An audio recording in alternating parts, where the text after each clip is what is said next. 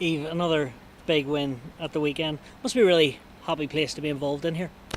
Yeah, it is. Like obviously, it's the Italy away win was our first away win in a few years on the Six Nations, so that was huge. But the reality of this team and the what we strive to do is we strive to perform, and we were actually quite disappointed after the game that we didn't perform in areas, and that's definitely a huge focus this week. Is we don't just want to win; we want to put out a performance that we're proud of.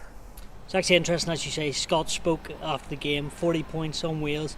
He nearly seemed frustrated in one part because he maybe feels his team's got so much more to give. Did that filter down after the changing room to you lot? Yeah, it did. Through the game, I think when we weren't taking opportunities, I think that's, we're a competitive team and we want to take opportunities that we create, and I think that's any team that want to strive to be their best. That was hugely a feeling after the game. We just, we want to strive to grow in each game, and you can't do that when we make mistakes and we don't take opportunities. So yeah, it's great that we've a year on that we're actually disappointed with a win that we've scored 40 points, but the reality is that's where we are at the moment. I suppose, as you say, that shows how far the team has come. What have you done this week to sort of try and rectify the mistakes ahead of this weekend? Yeah, I suppose the breakdown was a huge area that we thought we could, grow considerably. This week, we've looked to grow that and to create fast ball, so that not only our forwards can use but our backs can use. And just again, like when we get into 22s to take opportunities, we probably just let a few tries go that we want to take, and it's definitely been more clinical and tidying up that breakdown. Aoife Wafers talked quite a lot in this championship about being the most connected team in the world. What does that mean to the general public? I suppose it means that we, when you see no matter who is wearing the green jersey on the pitch, that it doesn't matter who comes in off the bench. The mantra of the team stays the same. We're fluid. We're working as a team. We all know our role, and I think that's also a huge bonus this Six Nations, or improvement to Six Nations, is that everyone's vying for 23 jerseys. It's hugely competitive within the team, and I think everyone wants that opportunity to get on the pitch, and I think that's what's been huge for us this year, is growing that depth in the squad. And but the best thing is that everyone wants to do it together, and we're a hugely united team. We've great crack off the pitch as much as we have on the pitch. So yeah, it's very much the main thing about this team is doing it together, and being together and being as one. You talk about competition there. How are you finding with Aoife and Enya? Everyone wants to start, but how are you finding maybe sometimes starting and sometimes being the bench? How does that work? Are you knocking on Scott's door being like, come on, I want to start every week? Yeah, no, I suppose it's great that we have such depth in the team that if you're talking about centres and stuff, myself, Enya and Aoife, and we also have young Katrina Finn, Anna McGann can play centre as well. We've Hef, so we've like such depth, but also individuals that are very different. So like myself and Enya are quite different in how we play, but that just brings depth to the squad. And it's like I said, around everyone's vying for 23 jerseys, so no matter what, if you're starting or if you're on the bench, you want to bring impact when you come on the pitch. I think that's just kind of how we go about it. If we look at your career, Barnhall, Railway, then up to Ireland Sevens first, can you believe it's happened maybe so quickly at just 25? Yeah, it's funny that I'm 25, but that is old in this group. Thanks very much. But it's definitely gone so quickly. It feels like yesterday I was coming from school and going into the Sevens programme. But it's also just still a dream. I think that it's something, since I started playing rugby when I was 8 or 9, all I ever wanted to do was put on the green jersey. I was drawing pictures of myself in the green jerseys in school and stuff, so it is a pinch me that it is the reality of my life today, that I have opportunities to wear the green jersey, so it's such a privilege, no matter if it's in 7s or 15s, but it definitely goes quickly. It's funny you say there you were drawing pictures at school. It wasn't that much longer that you were actually representing Ireland in the sevens? It can't have been that big a distance, So Yeah. you must have been always wanted it from day one. Yeah, 100%. I started playing rugby because my brother was playing rugby in Barnhall, and I kind of wanted to pick up a ball and do it. And my parents drove me down one weekend, and I kind of never looked back. And through my whole school years, that was my main dream, was to wear the green jersey. And I've been so privileged to do that in both sevens and 15s, and then to even represent Ireland in the Olympics. That's something that I didn't think was possible when I was 8 or 9.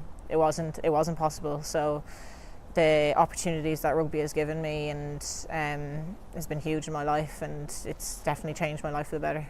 If we look at the team in the 23, even in the back line, the girls are getting up to 20, even 30 caps. Dan and Eve, surely that is good going forward. Yes, for this championship, the World Cup, but even the next couple of years. Yeah, definitely. It's actually funny. We were only talking about it at the weekend around our jersey presentations, and when everyone's names read out, their cap numbers read out as well. And I remember my first cap, hearing the likes of Linda at high 20s, and that was the highest that there was, and even the likes of Clee at 31. But now we're at the reality that Enya Breen is hitting nearly 30 now soon, and Brittany Hogan's over 30, and it's so cool to see that growth in the squad, that the experience is coming. Experience that wasn't there for the last number of years, but this team, the more we're playing together, the more experience that's growing, and that's going to be huge for a World Cup this summer. 2021, you made your debut against Wales. I think Sene was inside you at some role, and now 5 years on, there's girls inside you. Do you feel like you're nearly taking a leadership role? Yeah, that's it. I think it kind of comes with the experience. I kind of felt in sevens, you're helping each other out. When I was 21, 22, that was kind of, in a sense, there was always a feeder of 18-year-olds coming in, 19-year-olds, and it's the same with 15s now, with the likes of Katrina Finn and Alma and all. There's great youth coming through, and I suppose it's what I wanted and what I had when I was going into 15s and 7s, that you want older players and experienced players to help you, and that's what I had with Sene when I had my first cap. She was a great person to learn off, a great person to have conversations with off the pitch, and you want to give that back, and you want to be that person that can support people coming through and just help them get their dream of putting on the green jersey. Last couple regarding this weekend, you'll go up against Helen Nelson, Lisa Thompson, girls who have a lot of caps and a lot of experience. How highly do you rate them? Yes, you probably will focus a bit on them, but more importantly, how vital is it you girls play your own game? Yeah, that's always the focus whenever we play.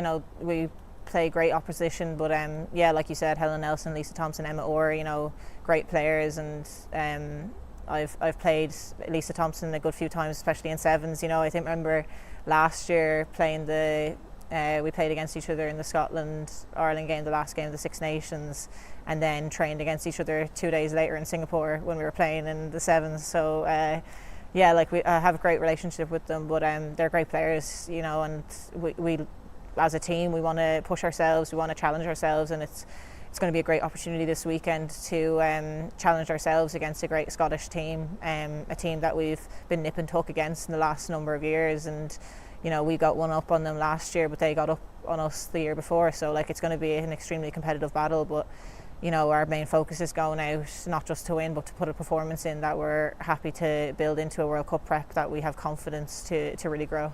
I suppose the opportunity of 3 away wins in a championship hasn't been done, I don't think, since 2017. So has that been talked about?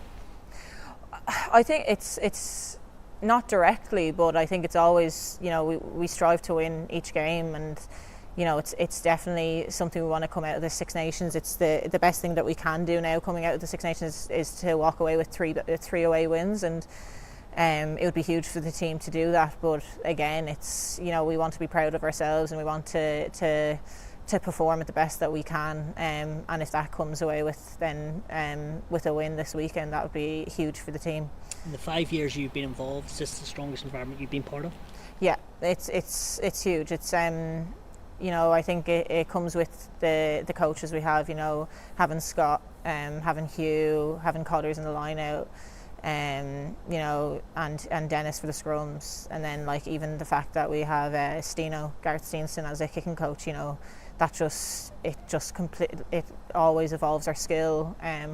You know, you always have someone that you can go to for clarity, and I think that's the biggest thing when we talk about growth in the squad, that I think no matter who puts on the green jersey, you know what your role is, and there's clarity in that, and you know, there's never a time that you can't go to a coach for help, for assistance.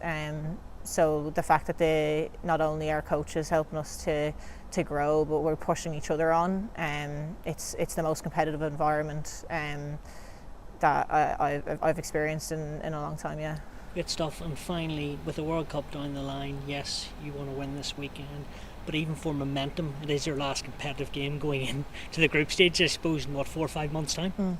Yeah, it's I think we're fortunate enough to have 2 warm-up games pre the World Cup, but yeah, this is the last time that we get to play for Ireland now for a good few months, you know, and there'll be a lot of training in those few months. So I think we definitely want to go out there, put a performance out that yeah, if we can gain confidence in going into a World Cup prep, that we can take away that we've performed and we've gotten 3 away wins. You know, that'd be huge for the team. Super. All the best, and thanks so much, Eve. Thank you so much.